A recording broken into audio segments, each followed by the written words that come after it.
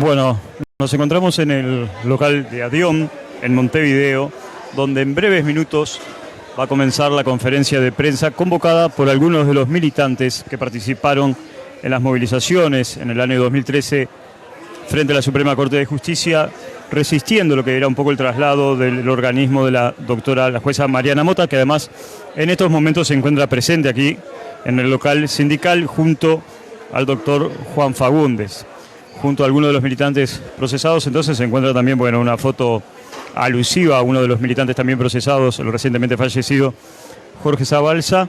Y la idea, bueno, es realizar una conferencia de prensa en este local de ADIOM, donde hay una concurrencia que se hizo presente, con carteles que también plantean: yo también estuve en la Suprema Corte de Justicia, de alguna manera solidarizándose con la causa, y la presencia letrada de una doctora que, bueno, un poco va a explicar los alcances de la confirmación de esta sentencia de procesamiento que se ha registrado en estos días. Cuidado.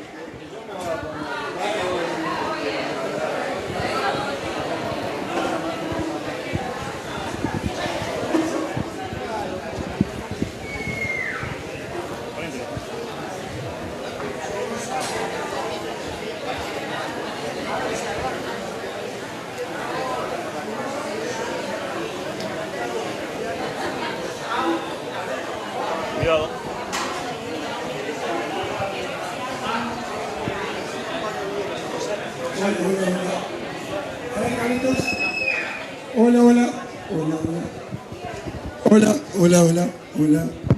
Ahora sale, ¿no?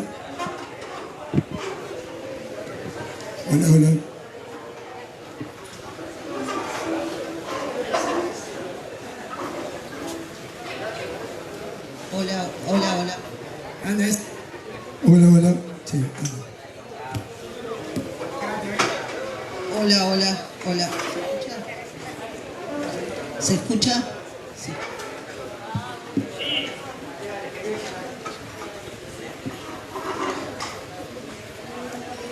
Bueno, si les parece, vamos empezando. Buenas noches. Muchas gracias a todos por estar, de corazón.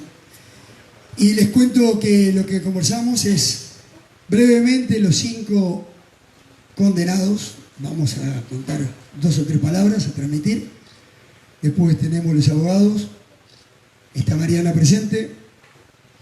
Y después la prensa, las preguntas que quieran, y los compañeros, compañeras, todo lo que sean preguntas, ¿no? Me tocó arrancar y quiero transmitir 2 cositas breves. Primerísima, cuando el viernes 15 de febrero del 2013, bajando la escalinata del Palacio de la Suprema Corte de Justicia o de Injusticia, me preguntaron qué opinaba del traslado. Dije textualmente: este es un operativo político para enterrar las causas de los derechos humanos. Pasaron 10 años y creo que la historia lo demostró. Fue un operativo político para enterrar todas las causas que se tenían entre manos. Eso es lo primero. Lo segundo, nunca me había pasado, y no lo había hecho hasta ahora, de hablar como padre más allá de militante.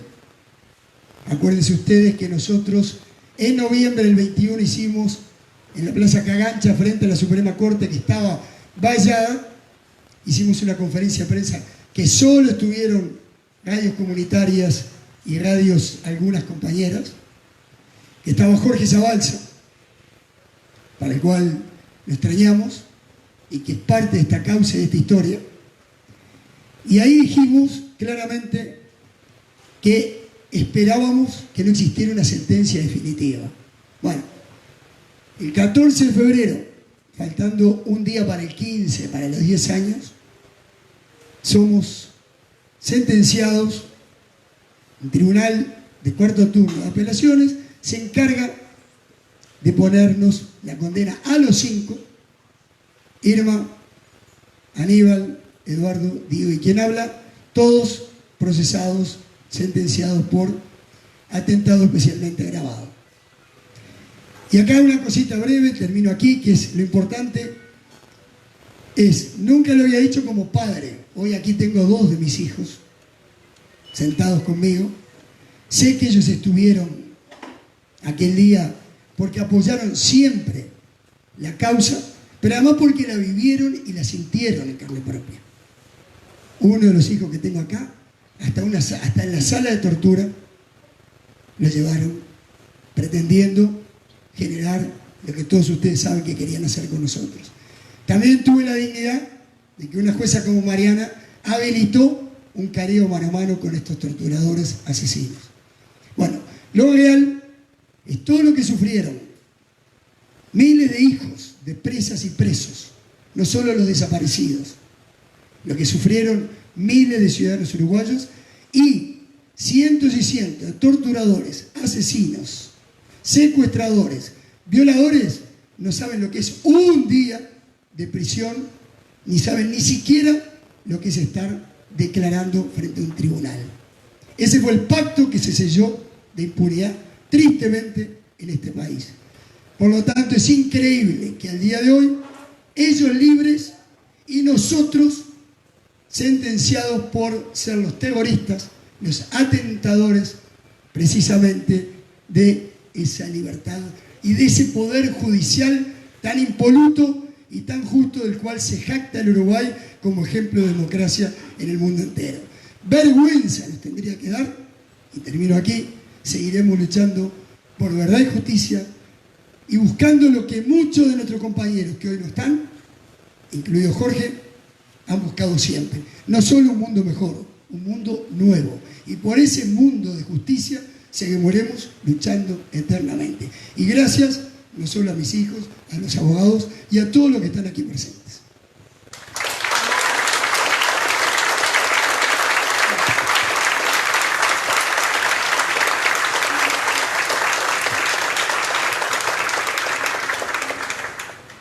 En principio, la emoción es grande, encontrarnos con tantas compañeras de Punta Rieles, estar con Mariana acá y estar con tantas presencias de compañeros ausentes, ¿no?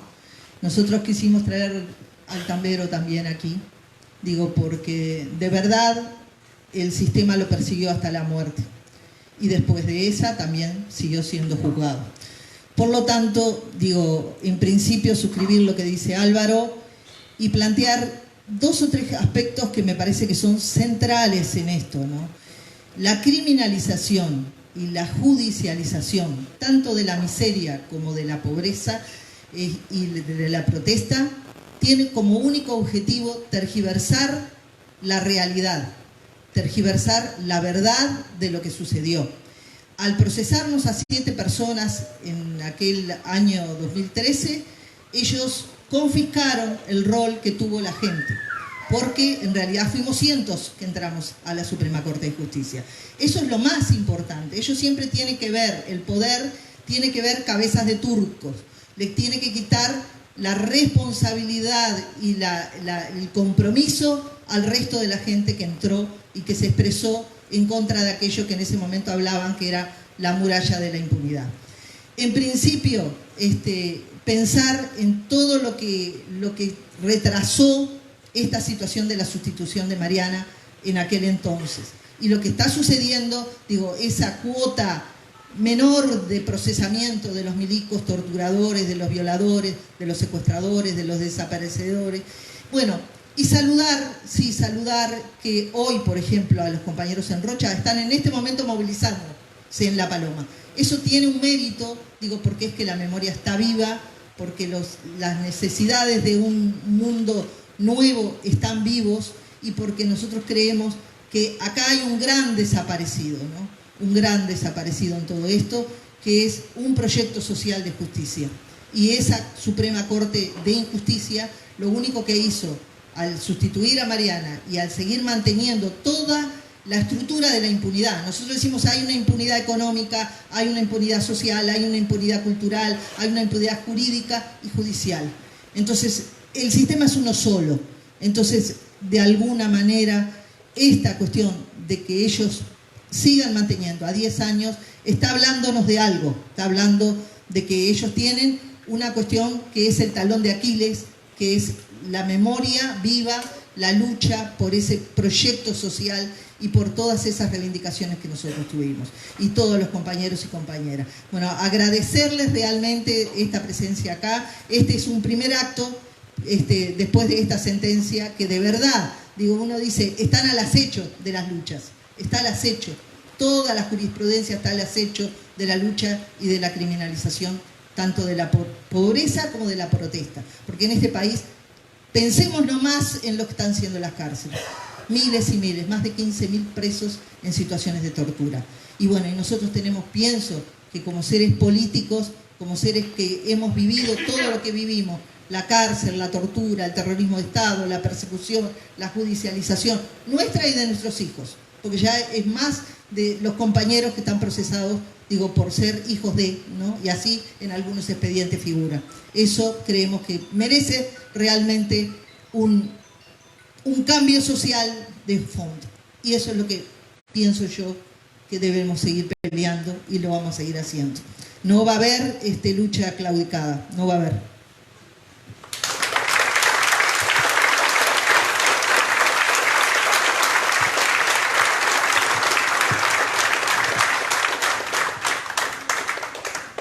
Bueno, primera cosa, saludar a todas las muestras de respeto y cariño que han mandado montones de organizaciones, no solamente algunas que tiene acá, que no lo leyó Irma, sino algunas que han llegado.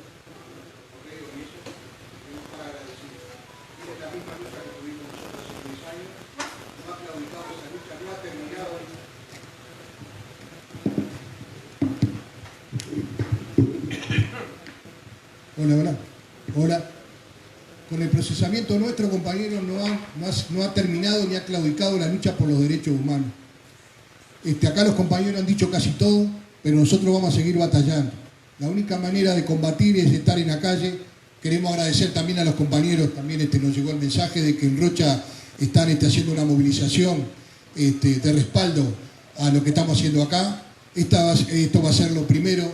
Dentro de unos días vamos a tener un acto donde también vamos a decir las cosas que tenemos que decir.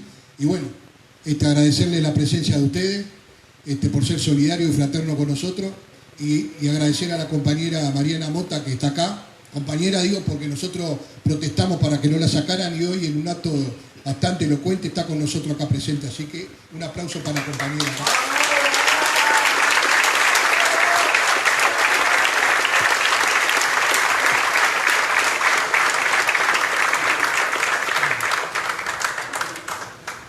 Hola, buenas tardes.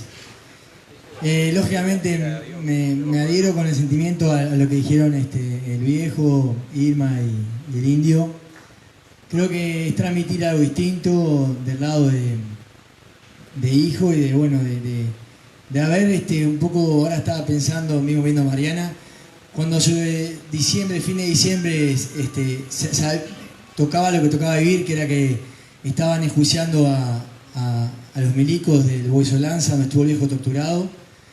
No podemos creer que existiera una jueza que realmente primero permitió un careo con los milicos. El viejo nos contó, salíamos de cada una de esas instancias reviviendo todo, me acuerdo. Y había una alegría enorme en la familia con lo que sentíamos, ¿no? Y bueno, realmente fue todo un sentimiento muy profundo, ¿no? que sentimos cuando estábamos en ese proceso. Mismo lo que vivió Eduardo en la escena de tortura.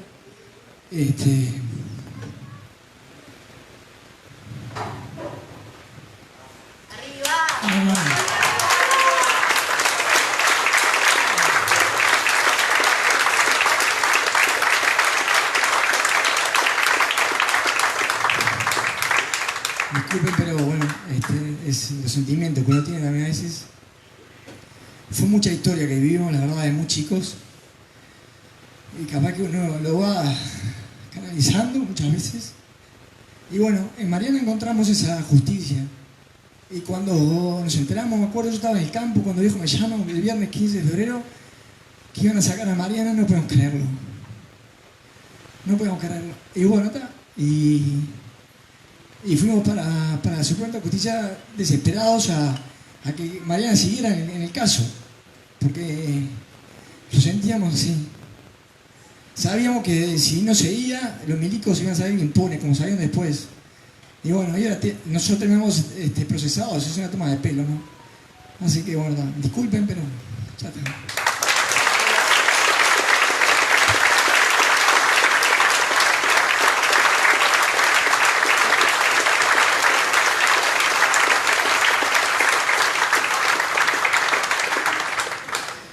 Bueno, buenas tardes. Y también me adhiero un poco a lo que de alguna manera transmitía el Indio, porque la verdad que sentimos mucho apoyo. Más allá que hoy la militancia mucho corre por las redes y cuesta la presencia, lamentablemente la pandemia también ayuda a eso. Como dice a veces, muchos dicen la pandemia, pero bueno. Más allá de eso, lo que sí, sentimos mucho apoyo de todas partes. Y ni que hablar, miro las caras que hay presentes y gente muy sufrida, ¿no? Y de muchos años, y que han vivido justamente esa gran injusticia y acompañan hoy algo que es absurdo, porque la verdad que es inentendible.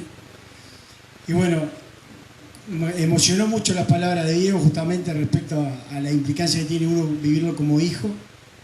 Y hoy ya, la verdad que soy un veterano de 50 años y uno repasa la vida. Ahora le tengo que transmitir a los míos que son grandes de 20.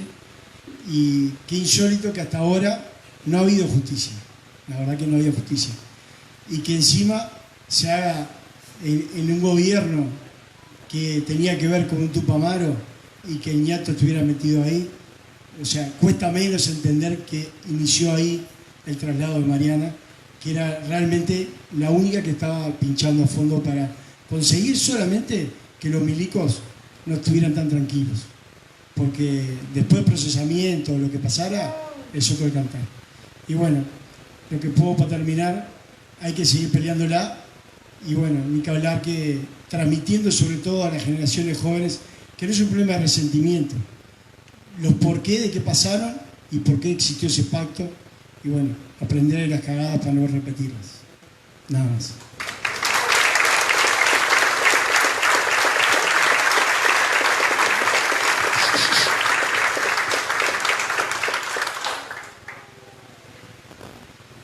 Buenas tardes, mi nombre es Juan Fagundes, yo vengo acompañando esta causa desde el inicio. Éramos Gustavo Salles, María de la Fuente, Gonzalo Galíndez. Últimamente se nos unió Eloísa Suárez y yo. Gustavo Salles se jubiló. María de la Fuente, que es abogada de esta casa, de este gremio, así que muchos la deben de conocer, está enferma. 2x3 me llama y me pide cosas, y me contesta y manda, así que también tratamos de tenerla al lado porque es un valor muy grande, no solo como persona, sino por el pensamiento y la calidad en la escritura que tiene, que es infernal. Es una verdadera literata que malgastó su pluma en escritos judiciales. Ella fue, cuando presentamos la inconstitucionalidad al principio por el delito de asonada, ella fue la que hizo la introducción basándose en la obra de Robert Arlt, un argentino. La obra se llama Los Siete Locos. Y así encaramos el escrito de esa inconstitucionalidad que tuvo éxito. Después caímos en un pozo oscuro, profundo, donde resultó que la inconstitucionalidad no tiene ningún efecto en este país. O sea, sobre el procesamiento cuyo delito había sido declarado inconstitucional, se dictó otro procesamiento ahora por atentado. Quiero decir, ese segundo procesamiento fue dictado además por un tribunal, por el mismo tribunal que siguió después decidiendo otras cosas. Lo que quiero decir, porque vale, así como durante todo el periodo que la doctora Mota fue jueza y nos encontramos, yo siempre la consideré fuera de liga, así le fue también, pero no fuera de liga por cosas raras, fuera de liga porque es de los jueces que uno quiere tener en una república, es de los jueces que sabían decidir, pero también sabían dar las garantías para que su decisión estuviese en calma, de alguna manera. Esa es mi interpretación. Pero hubo otra jueza en este camino que yo quiero mencionar, que fue la doctora Riero, que ella archivó esta causa considerando de que había un non bis in idem y que no se podía seguir adelante, a la que ignoraron permanentemente, lo que nos costó unos 16 incidentes de nulidad, apelaciones, etcétera, etcétera. Ahora llegamos a la condena. Ellos, si bien están condenados, no están condenados porque no está la sentencia firme, en virtud de que interpusimos la casación, que es una acción ante la Suprema Corte de Justicia que admite ser presentada, o sea, la Corte deja pasar esto, siempre que sea una cuestión de error en la aplicación del derecho, o que haya habido un error formal en el proceso, y ahora hay una nueva causa de admisibilidad que tiene que ver con la prueba. Nosotros tenemos de los tres, porque después de una sentencia anulatoria, con un recurso de reposición y apelación, que no era el que había que interponer, etcétera, etcétera, se siguió para adelante, y sobre un delito de atentado que no coincide lo que dice el delito con lo que pasó, vamos a empezar por la letra fría, después de que sí, de que se persigue la protesta, de que esto es la criminalización de la lucha social, etcétera, etcétera. Ese contexto es muy importante, pero para lo que yo estoy hoy un poco es para tratar de ser claro en decirles de qué se trató. El atentado en su redacción dice inclusive el que con violencias o amenazas dirigidas a un funcionario público, en oportunidades, o sea, requiere un elemento de cercanía, de efectiva reducción de la voluntad por amenazas o violencias, en este caso de los 7 locos. Sin embargo, como nos cansamos de explicar, ni siquiera se asomaron. Por lo tanto, ese delito no podía imputárseles. Y esa es la lucha que seguimos hace 10 años. ¿Cuál delito hubiese cupido en todo esto? Tal vez, vamos a decirlo así, para que vean cómo se juega este partido, el desacato, porque había que desalojar y no. Pero ¿qué pasa? Que el desacato tiene una causa es una causa de impunidad, por decirlo de alguna manera, que dice que no corresponde en momentos de protesta social, para decirlo bien claro. Por lo tanto, no podían moverse al desacato. Y buscaron algo mucho más parecido a lo que nosotros en facultad, con el doctor Puch, tratábamos de no enseñar porque eran los delitos del capítulo de delitos contra la patria, contra la ofensa y todo eso. Y son los delitos derivados del delito de sedición. Que acá se aplicó no hace muy poco unos delitos de sedición, creo que vos estás enterada de todo eso, Sí. que 5 personas que los que más o menos nos dedicamos a esto quedamos, no voy a decir con los pelos parados, pero bueno, bastante preocupados. En definitiva, esta casación tiene un examen de admisibilidad que consideramos que lo va a pasar,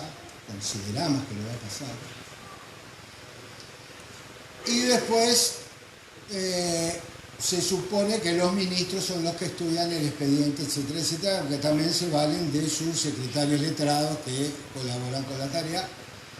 Y si nos preguntamos cuánto puede demorar ese estudio, yo siempre digo, entre 3 meses y 2 años. No puedo ser más exacto porque pasan cosas. Si tienen una resolución, todos más o menos se van mirando y por telepatía saben que todos ya están decididos, pueden hacer un acuerdo y adelantarse, etcétera, etcétera. ¿O no? ¿Qué queda después de esto si se mantiene la condena?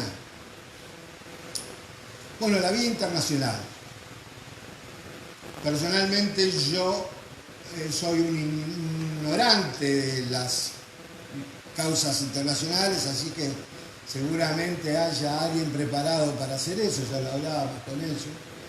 Es otro mundo, es otro sistema, hay gente que está preparada, etcétera, etcétera, y si hay que dar una mano, aunque sea para llevar al correo algo, andaremos dando vueltas, además de curiosos, para que no nos arruinen el trabajo que no viene dando su fruto, pero voluntad le pusimos. Es muy difícil, dice el escrito, venir a pedirle al ofendido que revoque su sentencia. Es muy difícil. Es una corporación la que se vio ofendida y la que decide si exculpa a los imputados o no. Pero bueno, había que decírselo, porque ya es, los elementos jurídicos ya fueron todos puestos arriba de la mesa, y la verdad que con mayor o menor fuerza han sido ignorados. Y por último, sin duda que estuvo el argumento de 7 personas no pudieron haber causado lo que el propio tribunal reconoce como un grupo de personas que impidieron durante 2 horas, 3 horas la realización de la ceremonia. Entonces, si 7 personas no pueden hacer eso, lo que uno concluye es que fueron elegidos, seleccionados, donde ahí sí se muestra un lado mucho más oscuro de la justicia, que está al servicio de la política de todos. Porque esta protesta tiene que ver con temas políticos. La justicia se tiene que encargar de temas jurídicos. Y acá está claramente que se mezcló. Esperemos que salga todo bien. Y si no, ya más o menos las ideas están delineadas hacia el exterior, donde en la Corte Interamericana de Derechos Humanos tenemos el honor de que uno de sus ministros haya sido ministro de nuestra Suprema Corte de Justicia. El problema es que fue uno de los que firmó esta denuncia.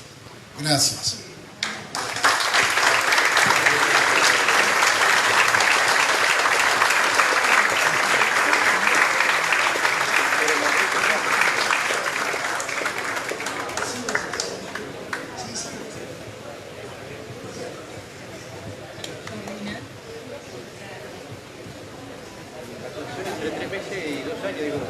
Una cosita que vale la pena, me sugirió Diego, y tiene razón, yo lo dudé. Pero no es común, y espero que no se enoje el implicado. Pero sepan todos que toda esta historia, desde el punto de vista jurídico, ha sido defendida de manera militante por todos los abogados que acompañaron la causa. Así que muchas gracias a todos los abogados que han acompañado la causa.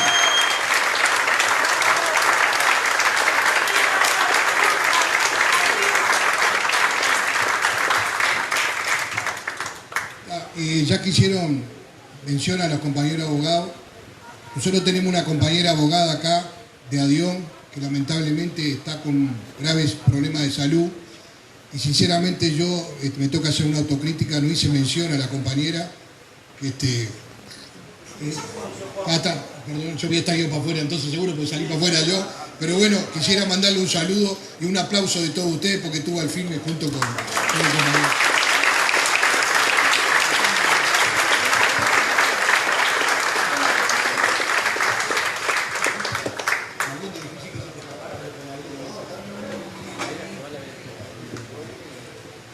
Bueno, qué decir después de todo lo que han dicho antes, porque han dado su visión desde el lado de la militancia, desde el lado de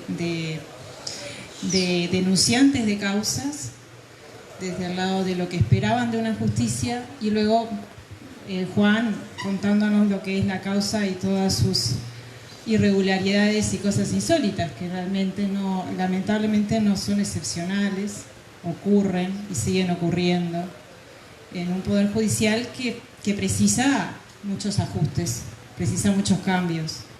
Yo me acuerdo cuando pasó lo que pasó, en algunas charlas en colectivos preguntaban, bueno, pero ¿y qué se puede hacer? Y le digo, discutir sobre qué poder judicial queremos. Y la gente decía, pero eso se puede.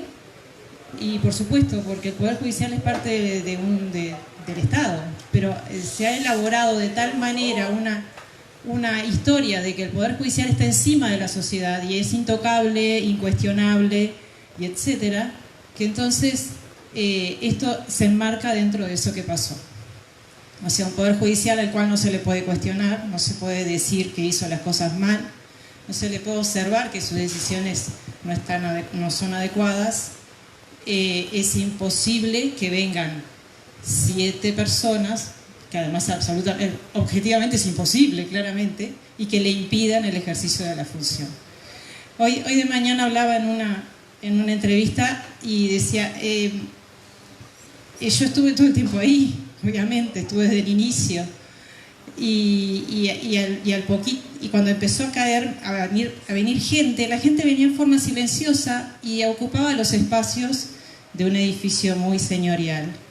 Y aquello era absolutamente respetuoso porque nadie decía nada. Había carteles, pero nadie decía nada. Pero claro, ahí fue cuando esta gente se dio cuenta de que eso se desbordaba y que les dio miedo. Tengo que pensar que les dio miedo. Nunca asomaron la cabeza.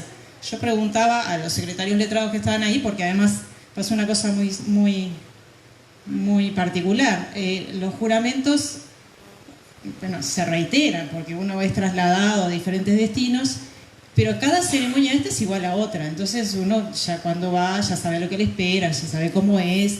De todos modos siempre hay un maestro de ceremonia que dice, bueno, vos te parás acá y el otro se para atrás, etcétera, etcétera. Y cuando vienen los ministros pasan todos, se paran, todos los movimientos son recordados. Toda esa cuestión parafernalia se hizo. Luego empezó a caer gente y a llenarse, como digo, todo ese recinto que no está pensado para que haya tanta gente.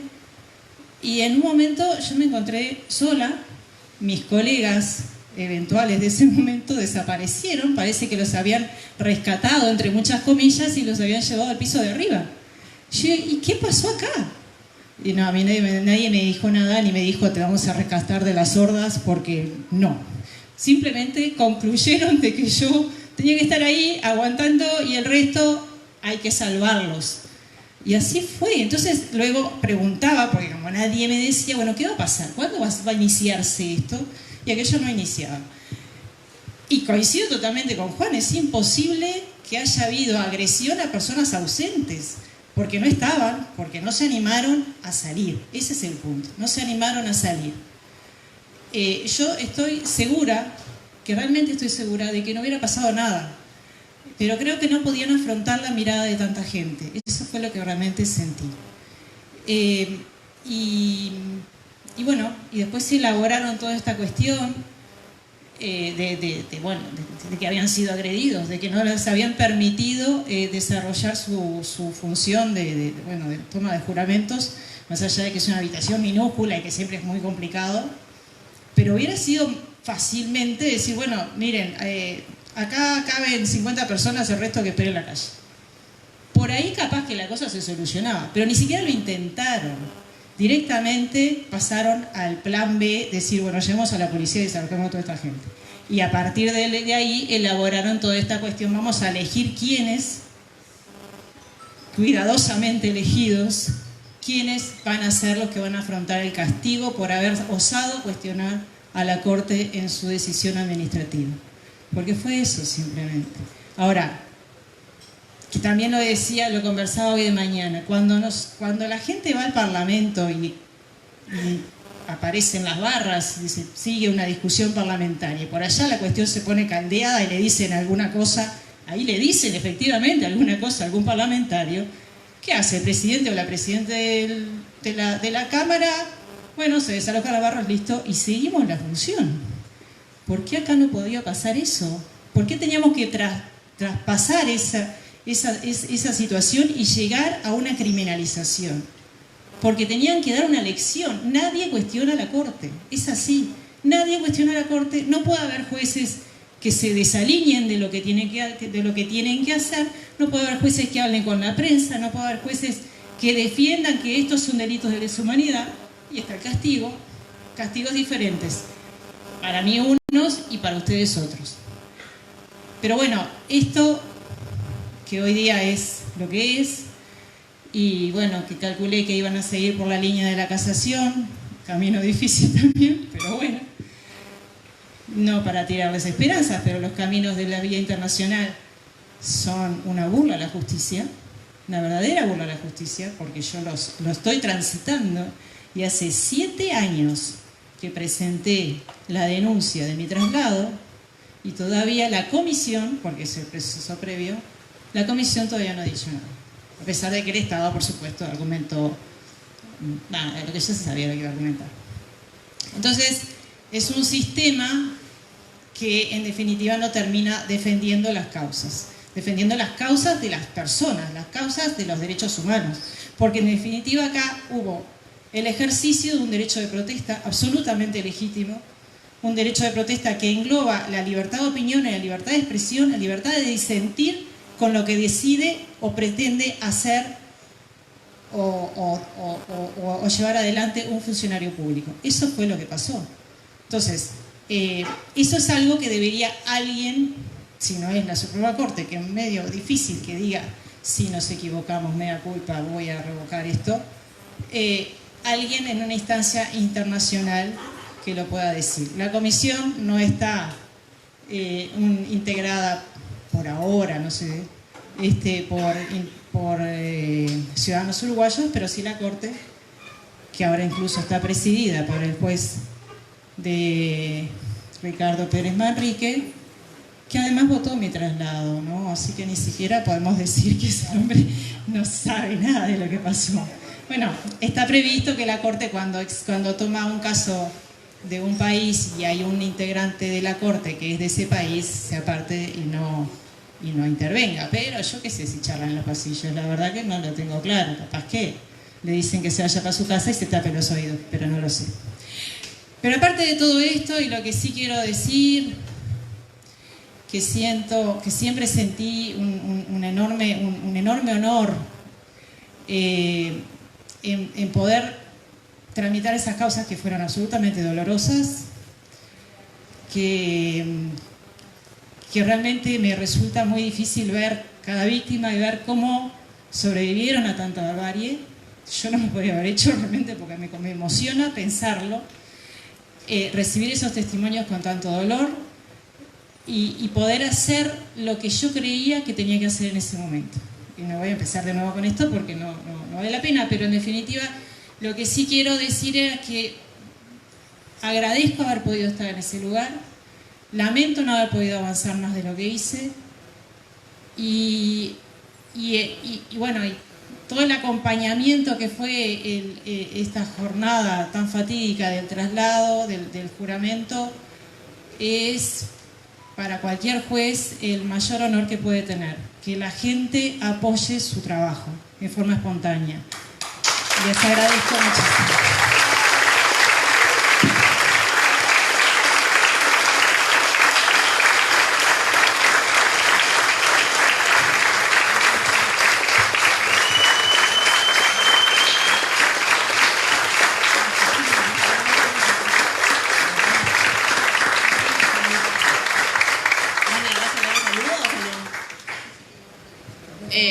Hola acá a todos, buenas tardes. Bueno, me tocó, además de acompañar parte de este proceso desde varios lugares, gestionar la participación de todos ustedes esta tarde.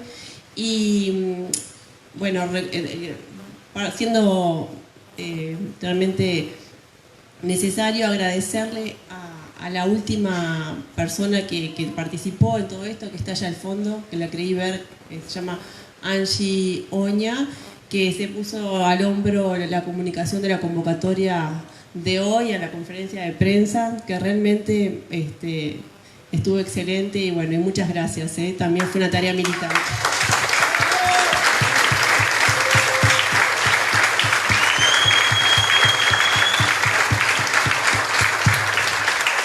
Bueno, ahora sí, vamos a abrir el espacio para las preguntas.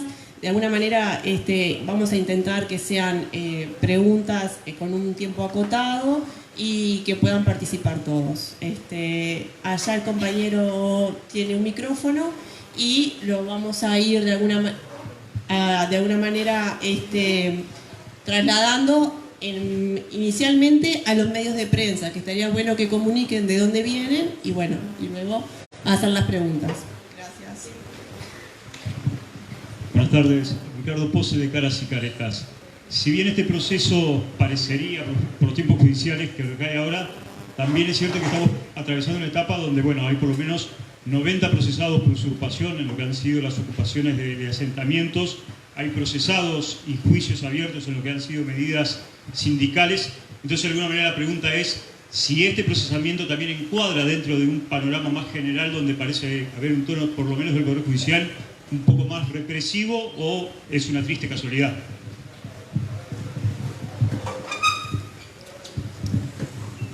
Bueno, voy a intentar decir en pocas palabras lo que a mí me parece, ¿no? Las organizaciones sociales habíamos registrado más de 200 procesamientos en estos últimos 15, 20 años. Desde los primeros compañeros que Aníbal recordará, que fueron los compañeros de ADIOM del 2002, los 5 compañeros, hasta los compañeros, eso fue en el 2002, por hacer un piquete en marco de una lucha sindical. Después los compañeros de Copograf por poner en funcionamiento una fábrica, una imprenta, y después los compañeros de la Ciudad Vieja, que fueron procesados 4 compañeros por sedición, cuando vino Bush a Mar del Plata, después Massa y Lot, que fue en el 2007, también procesado por sedición. Y podemos seguir nombrando una cantidad de procesamientos, por ejemplo, la de los estudiantes, cuando en el 2010 en el Parlamento se desocupó también los procesaron. Esto es una injusticia de clase, vamos a decir, ¿no? Está cuando la pintada de los muros, cuando la ocupación del Ministerio de Trabajo por varios gremios, los CADIS, ACASMU, y el sindicato del taxi, que procesaron a Yara por atentado, por daño a la propiedad pública, también por escribir con un dry pen, se va a acabar la dictadura patronal. Acá hay una persecución clara, a los derechos de protesta, una limitación. Y después podemos hablar de la gente que ocupó en Santa Catalina, ¿no? El tema del derecho de ocupar por no tener vivienda, por no tener un territorio, y eso fue realmente, si nosotros nos ponemos a leer los expedientes de la gente que fue procesada de Santa Catalina, un abuso total. La gente sin trabajo y era conminada, procesada por usurpación, en defensa de propiedades privadas que estaban abandonadas hacía más de un siglo, algunos terrenos, y se les conminaba a que en 15 días tenían que abandonar el terreno e irse a fijar domicilio, cuando en realidad no tenían un techo donde vivir, ¿no? Y de ahí podemos seguir hablando, los estudiantes de magisterio por pintada, podemos hablar lo que pasó cuando la LUC también, de varias personas que fueron procesadas en otros delitos menores, como es el tema del atentado, ¿no? De la policía. Y después podemos comparar eso con lo que pasó con Ferro. Se lo acaba de indemnizar por lo que no cobró, millones de pesos, por no haber cobrado mientras estaba prófugo de la justicia. Ferro, un torturador que nosotros con las compañeras que fuimos, que estuvimos en la ESMA, identificamos su foto. Allí estaba para ubicar a un torturador que había sido de parte del Plan Cóndor. Ahí estaba la foto de él. La reconocimos porque él era joven y lo habíamos visto nosotros con 20 años en la tortura, ¿no? Y ahí podríamos seguir hablando, pero me parece como que esto está en el marco de todo eso, ¿no? De la criminalización de la pobreza, como decía antes, y de la protesta, como en una cuestión de ejemplarizante, como lo fue con la gente de Santa Catalina. Yo quiero agregar algo muy concreto, muy político y que tiene que ver con lo de uno. O sea, ahora Eloísa, si querés después lo desarrollás, pero me vas a acordar que durante la primera intendencia del Frente fue, ¿no?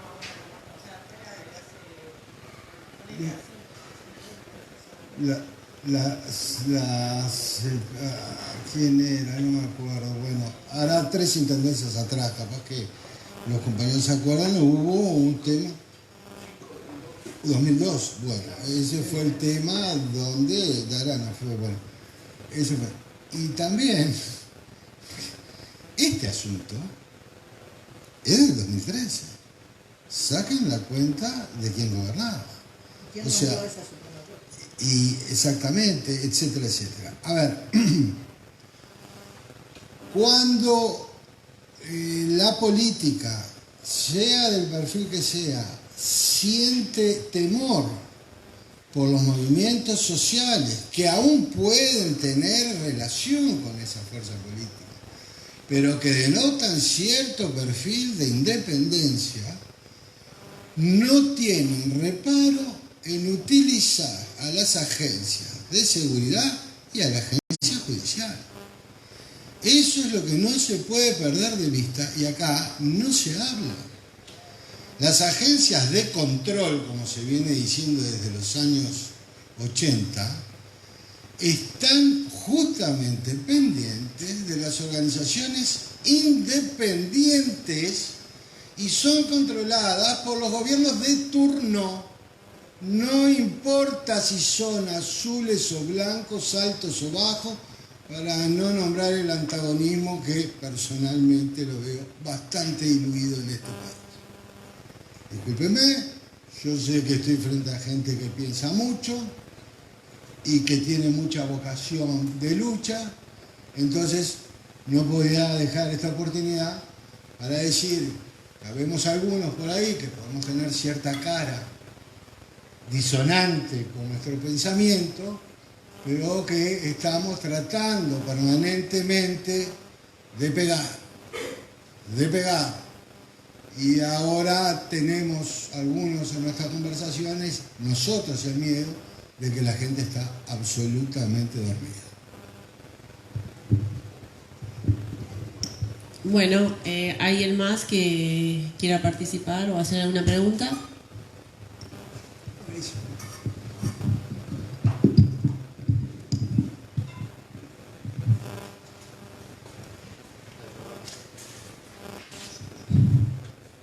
Mauricio Costa, de Radio Centenario. A eso apuntaba, porque se habló mucho del Poder Judicial, pero dentro de todos estos años también ha existido un Poder Legislativo, un Poder Ejecutivo, que debe haber seguido el tema y debe haber tenido su comportamiento. ¿Creen, bueno, primero, cómo se comportó justamente, cómo se comportaron esos poderes en relación al tema? Y si creen que si esto finalmente se tiene que resolver en un estrado internacional, es porque la situación a nivel de nuestro país no da las garantías para decir que estamos en un Estado de Derecho pleno. Una cosita, Fabricio.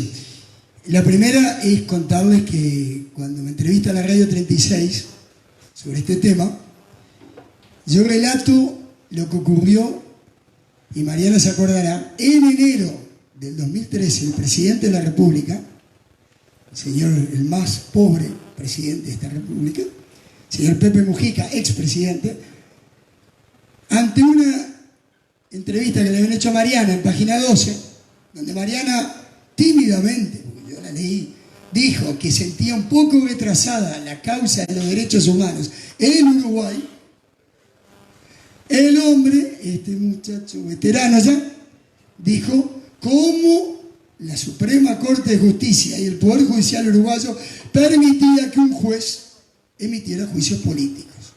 Eso fue en enero. El traslado fue 15 de febrero de ese mismo año, 2013. Eso muestra, pero directa, linealmente, no solo los relatos que nos hacía Mariana a nosotros en nuestras causas cuando daba la orden al ministro de Defensa para que condujeran al oficial tal o cual, y el ministro le contestaba que no sabía dónde vivían esos oficiales. Ministro de Defensa, descansa en paz, señor Huidobro, etcétera, etcétera. Entonces, los que estamos aquí sabemos de sobra cuán directamente, lo dijimos ese día, acá hay un operativo político clarísimo para frenar la posible vulneración de la impunidad que está sellada a cal y canto. Habrán algunas cuentitas menores, llevaremos 2 o 3 o 20, pero sepan que fueron cientos y miles de oficiales que torturaron, asesinaron, secuestraron, etcétera, etcétera en este país, porque la línea de las Fuerzas Armadas era que todos se ensuciaran las manos para que el día que se cambiara nadie quedara incólume. Por lo tanto, otra que retrasados y condenados parecería, aunque habemos unos cuantos necios, los que estamos aquí seguros, que estamos diciendo la impunidad no camina. Y lo otro, también los que están aquí nos conocen, lo internacional está claro, es un recurso más para denunciar lo que es la injusticia de este poder, ¿no?, que convive directamente con la política en Uruguay, este poder judicial. Tenemos claro, y por algo también muchas veces nos eligen, que la verdadera lucha, así como ese día estuvo correctamente, pero estuvo en la presión de la gente manifestando, va a estar en la calle diciendo queremos otra justicia y queremos otro país.